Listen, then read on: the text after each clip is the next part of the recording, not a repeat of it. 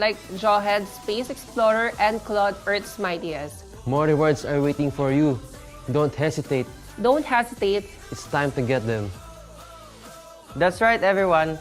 From June 17 to June 18, as long as you log into the game, you can claim MSC Banner of Morale and the corresponding MSC Coin reward.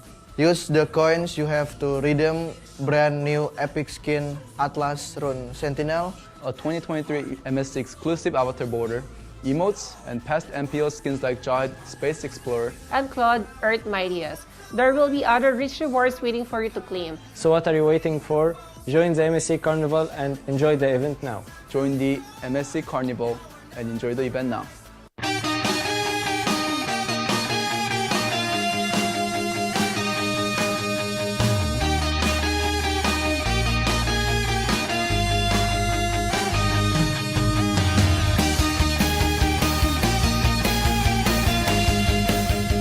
Hi, I'm Danere James Del Rosario, also known as Wise, and I'm the jungler of Blacklist International.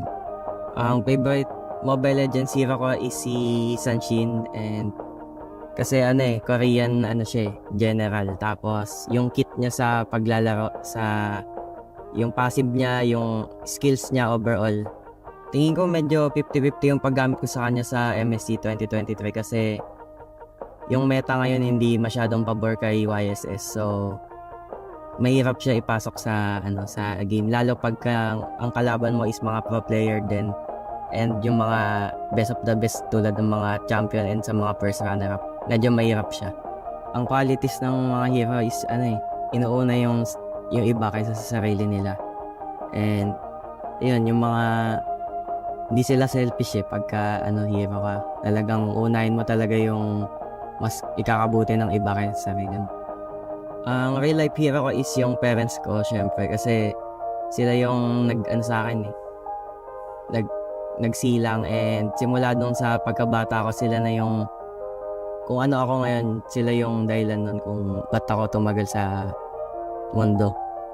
Medyo mahirap yung buhay namin, and yung mama ko is nag-OFW para supportahan kami. And nung nag-start na ako as a pro player, mas sinuportahan pa ako ng mama ko na i-pursue yung pangarap ko. And siya talaga yung pinaka sa akin, nagtiwala. Nung wala pa sumusuporta sa akin, siya talaga yung andyan, number 1 supporter ko. So sa kanya ko talaga nakuha yung motivation na i-push tong pangarap ko. Hanggang sa ngayon na successful na ako na pro player. Si mama talaga hindi siya mahilig manood sa on-site kasi inaatake daw siya sa puso Pero nung nanood siya, malaking bagay yun kasi malaking tournament na kasi yung nasalihan ko nun, which is MPL na. And madaming taong sumusuporta na. Nakakatuwa lang na nakita ng magulang ko kung ano yung ni-risk ko yun. And nagtagumpay talaga ako dun sa pinurso ko na pangarap ko, which is paglalaro nga ng Mobile Legends. Nakakatuwa lang na nakita niya yung kung gaano kalaking community na yung ML dito sa Pilipinas. Sa mama ko, thank you sa pagsuporta sa akin. Tulad nga ng sabi ko, ikaw ang pinakadahilan kung ba't nandito ako ngayon kasi ikaw ang unang nagtiwala sa akin. Ang biggest rival ko talaga this coming MSC is Echo talaga kasi sila yung champion this MPL Season 11. And 2 beses na nila kami tinatalo sa Grand Finals. Pero lahat naman tinitingin ko as rival sa MSC kasi yung makakasali sa MSC is champion din ng mga region nila. Pero tignan natin kung this time makakabawi kami ngayon sa Echo. Sa Echo, sana tayo pa rin magtapat sa Grand Finals, and this time tignan namin kung kaya na namin talaga kayong talunin. Thank you sa mga sumusuporta sa amin simula nung umpisa, sa mga No, that's correct. A good draft, we can do well, and so far they're doing all right. I'd say closer to good than anything. Considering that Todak is going to be playing today, I was, maybe my mindset is thinking, what if they go a little bit wild? And I said,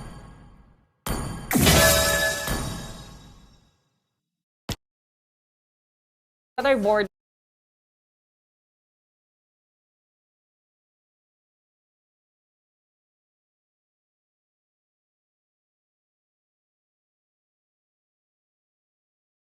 For your team as well, if you so much of these skills, and your team can fight back, and you are still alive. But it just doesn't seem like Your Name have found that point in time whereby he's still alive. Your Name, released August 26, 2016, directed up. by Makoto Shinkai, as distributed by Toho. So yes, we were quite on the dot. We haven't yet quite gotten the specifics of if Fireflux will switch up, if we're going to see Lunar come in, or if EVO will bring in 20 August. We'll see. We'll see in a little bit once we get into the draft, because the last time... Oh, wait. That's the info right there. Thank you so much to our producer. 20 August is coming in. So what should we expect here now that 20 August is in? This is dependent on who is going to be first pick and second pick, right? I'm Okay. expecting to see Team EVO go on to that second pick. That's right. And the main problem in game number 1 was the fact that they didn't pose enough questions within that first phase and gave tempo over in the draft itself. They were reactive from minute 0. Right on first pick, which is not what you want. There was a lot of flexibility options that they can pretty much go for, but they pretty much stacked up the first 3 picks, and they pretty much showed that who's going to go over to the EXP, Roam, and pretty much, what was the other one again? Jungle. And That's the right. jungle, yes. Yep. So they were way honest, they were reactive, and they were forced to already, again, minute 0, close up those gaps, cover up those holes that Fireflux Impunity were putting right into their sinking ship. The game hasn't even started, so yeah, that's a great start. That'll allow Coach Flash Oni, their analyst Bumblebee, to reset and maybe play from a winning angle from the draft themselves. So yes, expect that EVO will go red side and that they'll try to present threats starting from there. Can we also just commend the fact that Fireflux Impunity, the way that they draft, I would say that they're also evolving the way the draft needs to be thought about, right? In terms of priority, in terms of things that come down as it trickles down the line. They don't necessarily want to get their immediate game plan off the board. Their plan Bs, if no Minotaur, we got the Atlas still. There's only 5 bans, and with the meta being so diverse as we are seeing before our eyes, I think people need to take a step back and really reevaluate how they assess the situation. So ultimately, well, we gotta have to look out for what Fimp have got to say, especially from Apex 47 himself. No matter who our opponent is, we will respect them and give our best. No matter what they throw at us, we will manage it. And they did. They managed it.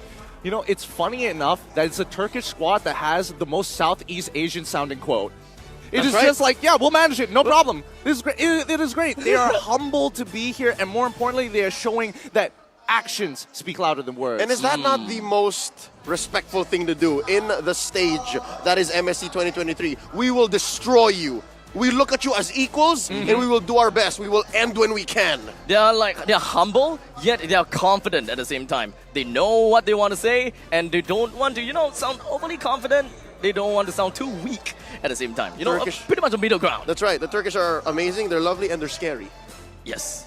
Can be giving them that space and time, as unfortunately Team EVO did in game number 1. As they start preparing for draft number 2, I'm curious to see whether August 21, after watching game number 1, has he picked up on a couple of habits that Apex the way that he moves around the map specifically, because I felt like Apex wasn't really punished because he kept on doing the same moves again and again and again. The way that he passed, and especially with Atlas, which is a little unique, you expect him to be hopping over walls to maximize the distance for the perfect match, and more importantly, Tri-Brush Control is going to be the name of the game there, if it's going to be a repeat of game number 1. I'd like to think yes, given that 20 August was in the room while the match was happening. He did see how Apex 47 were catching, 1-man, 2-man, 3-man Fatal Links. But given that, in game 1 alone, that being the Atlas debut game in MSC, Apex didn't have to, again, pull off the crazy stunts just yet. So how can you say that you've seen the limit of this Atlas when that's all the Atlas showed? And the question is, will Atlas even show up here? That's also a very, very good question. Let's jump into the drafting phase and find out.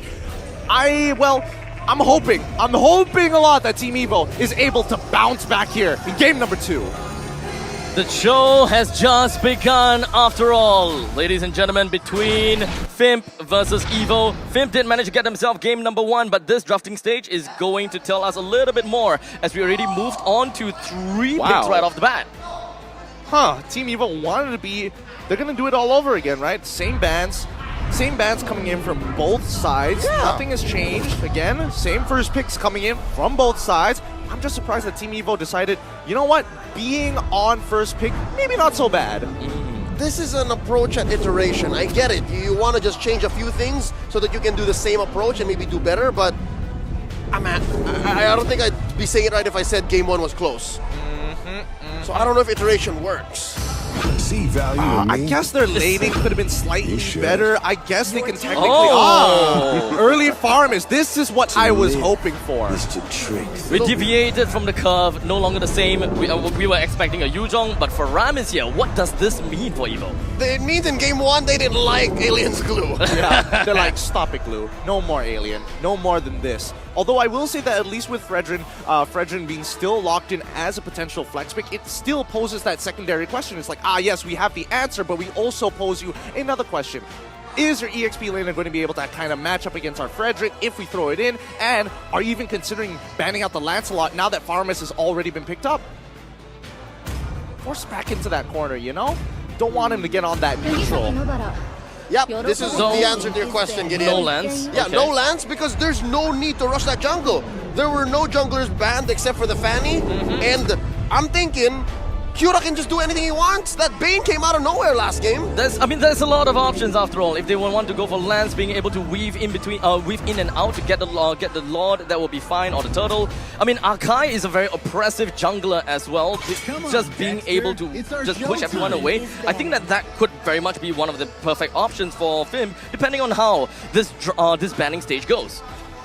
With this Claude ban, I understand, and I think Coach Bad Galsef and their analyst Osprey saw this coming. Yeah, they're gonna try to repair the situation, pick up the Faramis. Let's get the counter pick up, the Melissa, and then give Sunshine a winning pick. Yep, and they're gonna really punish this gold lane, right? We see the Claude immediately ban out, and I'm expecting the Beatrix to come out pretty soon after, or even the carry. Personally, I don't mind the carry getting let through in comparison to the Beatrix, but that's a personal preference. We don't know about the team. Coming back to Team Evo, the fact that they banned out the Franco already tells us that, okay, we need to make sure that there's a possibility that there is no possibility that if we lock in Joy for ourselves, at the very least, nobody can stop her, nobody can suppress her. Oh yeah, there has been an uncanny and uncharacteristic absence of Joy this time around, but the suppress heroes are still high priority. Oh no, Fireflux attacking Biston's hero pool. As expected, as expected. I'm a little surprised they wanted to get rid of the Harrod this time. I guess there is a level, as the quote said, of respect, but they will manage. So despite the fact that when it comes down to statistics-wise, Harif didn't seem to do that much in the previous game, but it's pretty much said to be true that the Harif did do something to their either mental or the fact that it did do something to them. Well, I think it's definitely a lot of respect for sure. Atlas as well. Yep, both FIMP and Team Evo, they're looking at each other, they're like, all right, eye for an eye, we are equals. Then this has to be the Minotaur, right? I mean, sounds like it. One or the other comes up and then you just win even with a Cult Altar. The Minotaur just says, yes please. What's worse is that they have a Valentina on their side, so it's going to be Minoan and Fury plus Cult Altar, so there's no real reactive response, unless maybe they get like a Farsa somehow. Yep. Not even. They can even steal the Divine Judgment and stop the Cult Altar completely. Yeah, I don't know, because with Team Evo, like, how are you going to fit more answers? You've already got your lanes locked in. It's like you want some AoE. Farsa looks like a good idea, but it's like, there's no space. There's no space. I mean, what we can possibly expect, I mean, we've seen in the other previous other regions of MPL, we can see the Fredrin go to EXP, Kaja goes over to the jungle, and Faramis going to the roam. So at least when it comes down to the mage, we can kind of open that avenue. I mean, that's really pulling a lot of strings to make it happen. And then you revert to the problem in game 1 wherein you're completely reacting. You're the one who is forced to sit shotgun while Fireflux drives this vehicle on a one-way ticket to the knockout stage. I do like this though. Evo understands that, hey wait, they still have that hero pick for Alien that could just flex, but right now they're looking for a jungler. What is this? Lancelot, Bane? I like the Bane. Yeah, the Bane is still good. Why not, right? I mean, yes, you can technically go for Lancelot, but honestly, with the amount of AoE damage that you have, the AoE setup that you have, the Melissa who's able to hit multiple targets at once with the activated muddles, might as well, right? A deadly catch to kind of seal the deal. And just push real quick. That's one of the problems that exacerbated Evo's situation in game 1. Situation in game 1. So what are we looking for? More damaging jungler or more utility jungler? Damage Ling? How about all the Okay. damage? All the damage, all the Okay. chips. Okay. And Amon, I think that is the third time that we've seen Amon. Yep, second time in the hands of Fireflux. I'm so surprised. I'm very surprised that he Good decided surprise. to do this. I'm here for it. They're gonna go Death Ball, because if you go for the Bane or something else that is similar, you're attacking objectives, you're honest about it. But this time around, Fireflux says, nah, let's kill them first, and then we go for the objectives. Oh boy, this is going to be quite the game, but I think, I have to admit, FIMP, I think they've got this in the bag. I like Just it. like that? Okay. Just like that, what other responses could you possibly get? Even if you get creative, right? How many 50-50 gambits must you take to get ahead? Minoan's Fury, we're looking at the Call's Altar as well. The answers, it's not really presented. Valentina issues. That's what's scarier. That's scary. You're posing questions while presenting answers as well. Fireflux and Impunity looking to go for the throat here, looking for the sweep. What does Evo have to present to stop them from doing that? Now, what I'm looking at from the side of him, it kind of seems like it's almost like that that front four that Gideon was talking about. They're just rushing onto the orange buff, albeit a little bit of the flip side, right? Yes. Oh, I call it the fast four. A fast four. Exactly. Family. Exactly. Because initially, we saw this from Echo. We saw how they abused the fact that LPC is walking into Little Wanderer and is like, I'm about to hit my ultimate. You really want to fight me on this? And we can really turn that momentum very, very quickly. But in terms for Team Evo, this early game is going to be an all or nothing at level 4. 20 August, please don't die. Aggressive opening, aggressive positioning from 20 August already expended the flicker, trying to get himself away. Luckily, Wait, one more skill is shot. this buying time? Oh. Okay. He's alive. He's alive, and I think that he did manage to buy a little bit more time and to make sure that Kira is a little bit slow when it comes down to the EXP gains. If anything, they bought some time. Kyura is slightly behind. I think Kira is actually going to be a lot more behind than we're going to imagine here, right? Your name should be hitting level 5 off of this gold crab. The fact that he was able to... Wait, did he get the Little Wanderer? It was on top side, so he got the Little Wanderer as well. He should be hitting level 5 very, very soon in comparison to Kira, who's only going to hit level 4 right after this camp. Yep, there we go, level 4. And then as expected, Your Name is going to be walking over to the neutral. Though early 300 gap between the two junglers, I think that is definitely going to make quite a bit of difference when it comes to the upcoming jungler. Oh, Opa going down that early, not what we want to see. And this whole time, Alien was buying time. He popped the sprint, but yes, it's another failed rotation. Evo, essentially, they close the gap. Fireflux Impunity now making a way for the turtle. And now Alien immediately trying to get more opening down as he grabs onto the side of that Fredrin. He can't get any closer, but Alien trying to bring him closer a little bit. Turtle's HP is still going A-OK, as Fimp doesn't really care too much about that. Opa jumped over the back lines, received quite a bit of damage from the side of Amon, but he's gonna be A-OK still. Not a lot of casualty coming from both sides. They are only in for the objective. But Alien, he doesn't seem like he can come down anytime soon as the Black Dragon form merges him.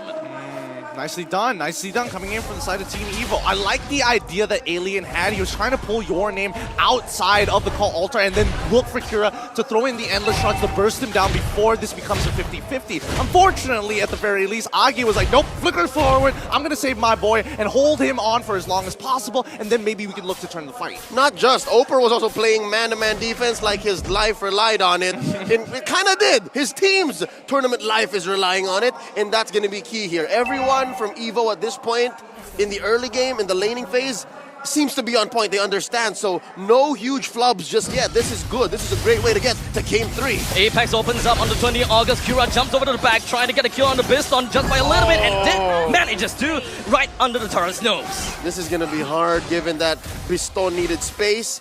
Biston needed to farm up to be able to win that lane against Melissa, against Sunshine, but I don't know how they're going to do it now. Fimp way ahead, 600 gold this early on. Yeah, and especially, I mean, Eggy's role is so important here, right? Oh, wait, hold on.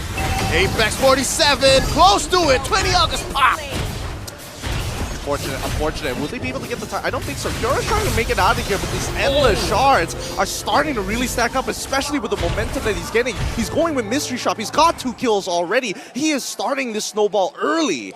The Cult Altar has already been forced out, so at least for the side of Fimp, they are very confident that they can have their own Cult Altar. But do they want to push for that? Do they want to just kind of like get all aggressive just because of the fact that Faramis can't get that out? I mean, there's 2 ways of looking at it, right? Yes, they can technically get really, really aggressive, but they're still ultimate dependent.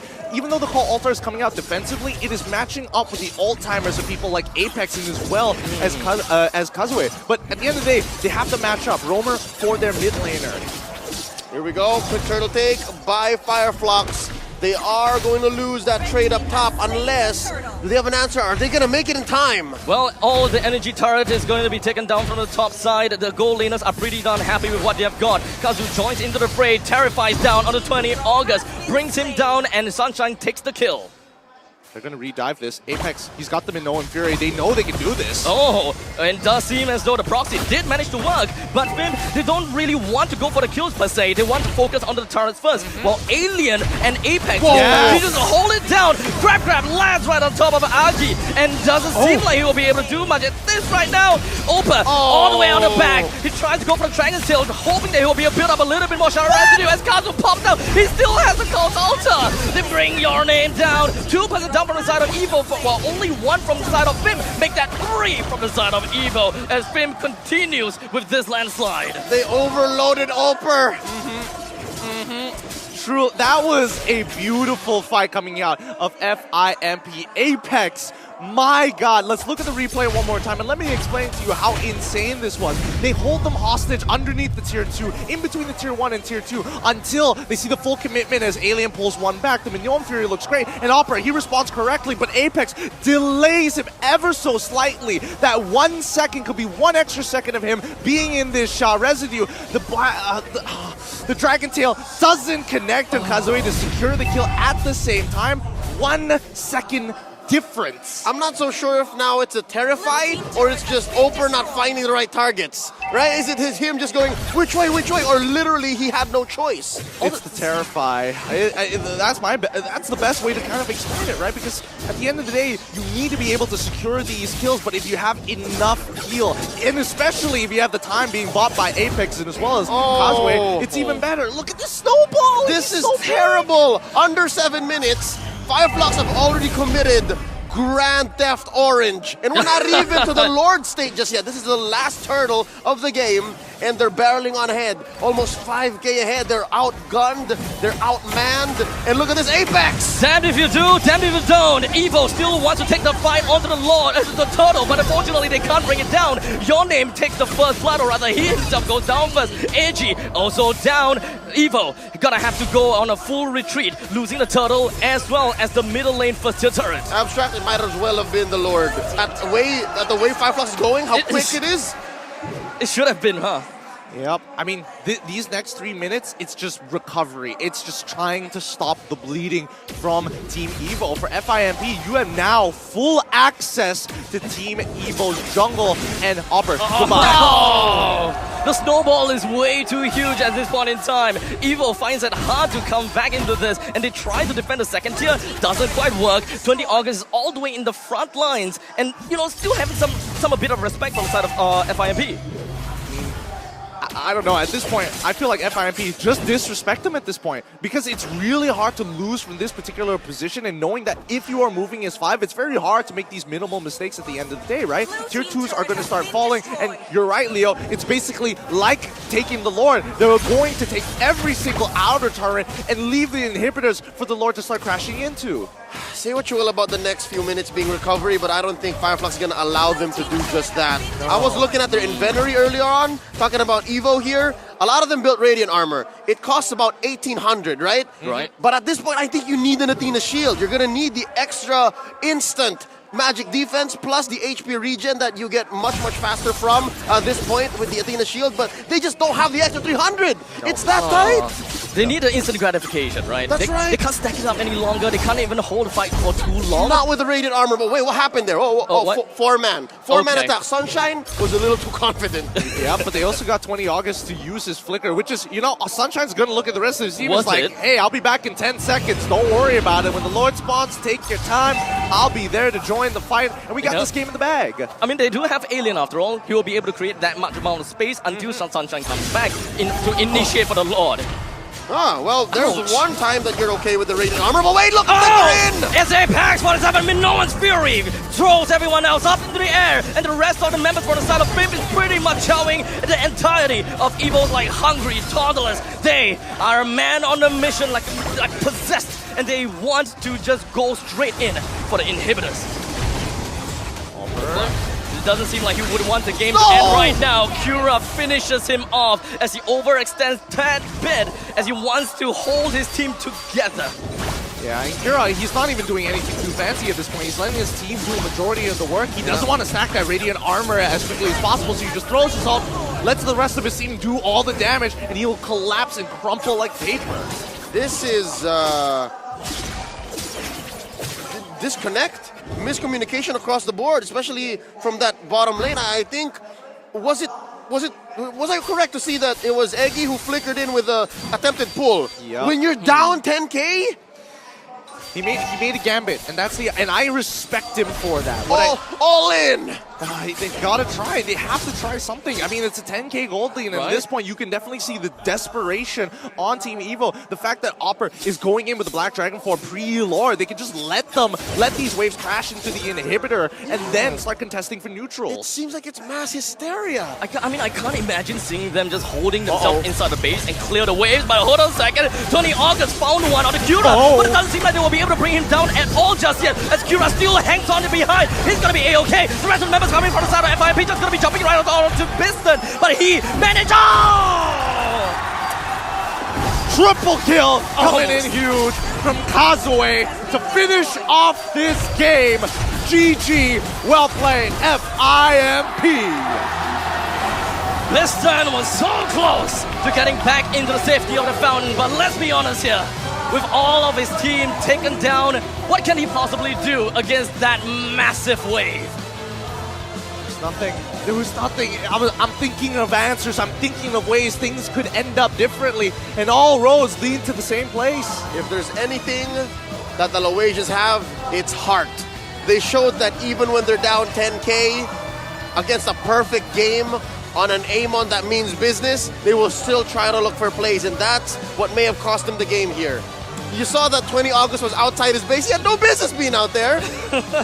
And Apex 47 just again showing massive respect, flickering on in, Minoan's Fury out, and that's all she wrote. You could have blinked and missed it. I think that at that point in time, they just don't really have a lot of the economy to melt Cura down. They need some.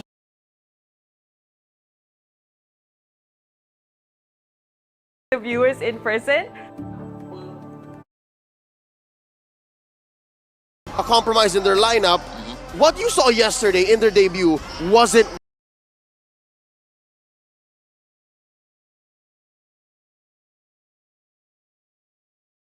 the draft, right? Looking at it, definitely letting Novaria through was a big oopsie. The Joy was a big oopsie as well. The Joy, yeah. Honestly, EXP, sure.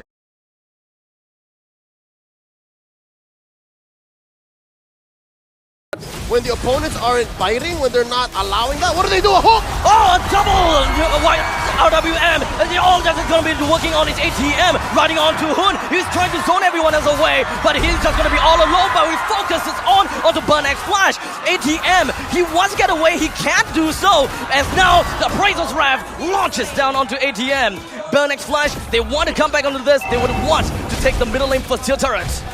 Honestly, after all of that, and the only one that they really sacrificed was ATM, Rishi goes back in. Rishi's not done! He's not done! He goes in with a Mightiest Warrior, and he just wants to hold out to the front lines as a Terrifier lands on top of D7, and they continue to mow down the rest of this lawn and possibly get themselves a turtle soup.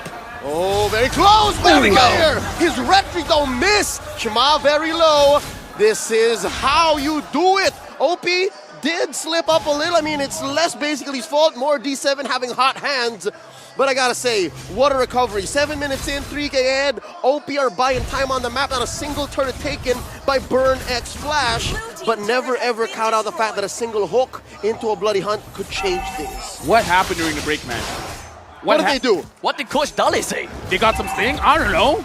They calmed their nerves. That's a Burn X Flash thing down bottom. ATM gonna go down by the hands of basically, as he's still gonna be relatively far away. RWM locks down on the basic, and the hook connects, and he's gonna go straight down as well. D7 forcing the issue, wanting to bring Breath Player down, but it doesn't seem like he will be able to do quite much. CCAT continues on to the pursuit, wants to bring Shark down, and Shamar joins to the fray. Don't see Best Player just yet, but he's still gonna be around the area. Ureshi, likewise, is gonna do the same thing. I don't think that it's gonna be much of a value from Ureshi, as he's going to be fronting this fight all alone, as Dona holds it off.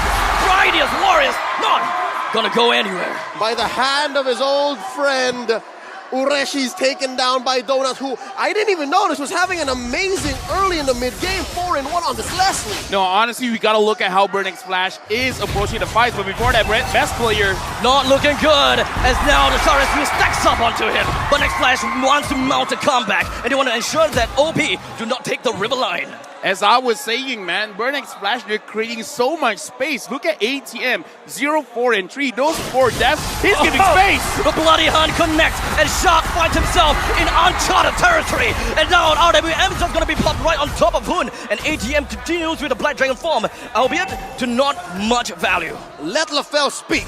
Dude, like, I've been interrupted so many times, but so far, the movements coming in from Burn X Flash, what they're really doing is making sure that ATM pushes Hoon away. Because look at the items coming in from Burn X Flash. They do not have magic resist just yet. They're focusing on their own HP, they're focusing on damage, and this makes it so that Hoon does maximum damage at this point in the game. Right. So ATM, he's ready to die. All he got to make sure is that Hoon is not in the fray. And now at this point, at this juncture, I wonder if it's still in OP's best interest to blitz this Lord, because they know that Burn X Flash is packing heat, specifically that Leslie, specifically Donut. And now look at the Iron Hulk, that's pretty high, 30%. And now look, they dive on one! Ureshi stands down onto D7. The front lines of Burn X Flash is pretty much taken down already, as CCAT is going to be in a good position, popping the RWN. Hoon escapes with a stolen Black Dragon form, and they are ready to re-emerge again when Burn X Flash does not have the Franco. That's a DBDF, defensive Black Dragon form, and they re-engage once more, continuing that blitz. They see Donut. I wonder. Oh, now they do. Oh no. Donut. He's not doing anything yet. He's still scouting. Okay, they don't know yet. They don't. The animation shows, but they don't. Yeah, right now. It's a risky one.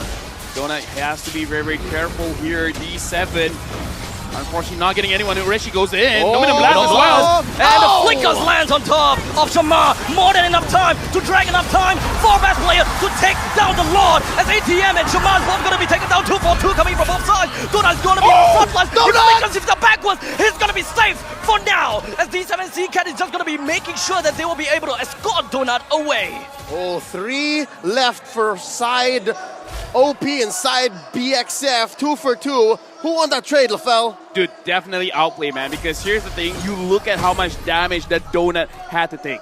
Even though we were talking about how Valentina essentially is kind of like a utility mid laner, but the thing is, I play Valentina, man, and the thing is, Valentina is one of those heroes you don't expect it, but deals quite a lot of damage, especially now that the Lightning Truncheon has been built up. Look at the Valentina. Already have the Clock of Destiny, the Lightning Truncheon. The Enchanted Talisman is just to make sure that she can spam her skills a lot. A lot of crowd control, but again, the damage is a lot. Donut does not have any defenses. Something else to talk about. Look at Shark. He built a Twilight armor. He knows that the burst, he knows that ATM is out for blood. So even if he does meet the Black Dragon, he knows that he can just stand there and say, petrify me!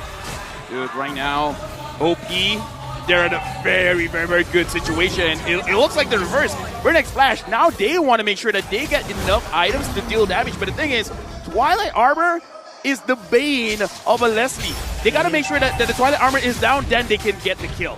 Outplay is currently having the winning position. But I almost cast a custom. Matrix just moment. so close. Matrix moment for basically there. But they are in a winning position, right? I think at that point, he was reminded of his kindergarten days. His life flashed before his eyes. There was this one embarrassing moment. Oh! Basically was very close to getting caught there, but now, I don't know, Leo, OP is in a very good position.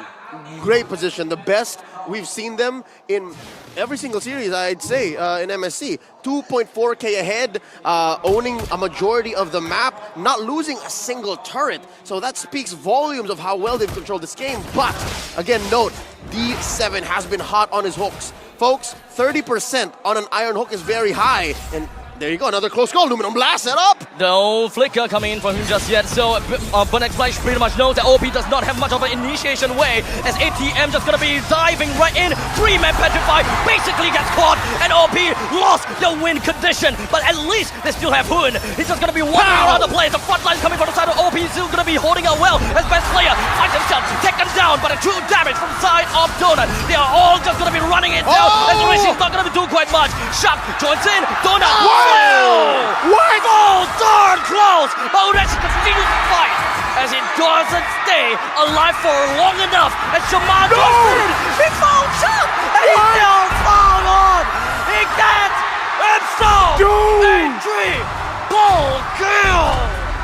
Chima is putting on a show. Burn X Flash are feeling it. That's a wipeout for the hometown heroes as they convert straight into a Luminous Lord. Dude, feel the crowd right now. Long drawn out fight.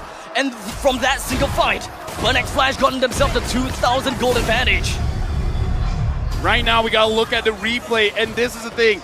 Hoon should have been able to kill Donut, man. That one basic attack. Yep. He has one vampiric mud, and that was enough. That was enough to get enough HP to survive the damage from Hoon. Hoon tried his best to run away.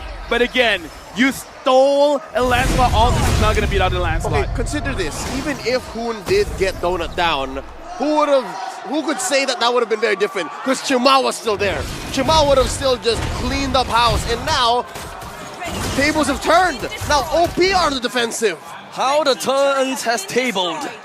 That is a tough fight for BangBang Flash, just on purpose. As now the Luminous Lord marches right in as he fights for the team.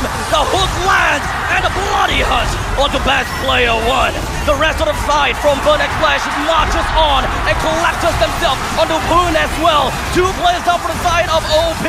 Donut still hangs behind as ATM opens up the map, or rather opens it all to ensure that OP does not march in any closer to a 5-man stack of BangBang Flash. No creep so far. Ureshi holds it out. He still wants to bring the team onto a winning game, but he sacrifices himself. He's not able to do quite much right now. Basically, he's still going to be alive, but Shut doesn't have much hedge to work with. D7 left the hook. And that is how BangBang Flash turn it around with a reverse sweep. Hear the crowd roar as the Cambodian champions move on to the knockout stage of MSC 2023. Well deserved, because again, look at how they play. They understand what they gotta do, and I gotta say, man, Donut, that was an amazing play. That was an amazing Leslie. He should have died at least 3 times. What it comes down to is the fact that BangBang Flash have been a team for much, much longer than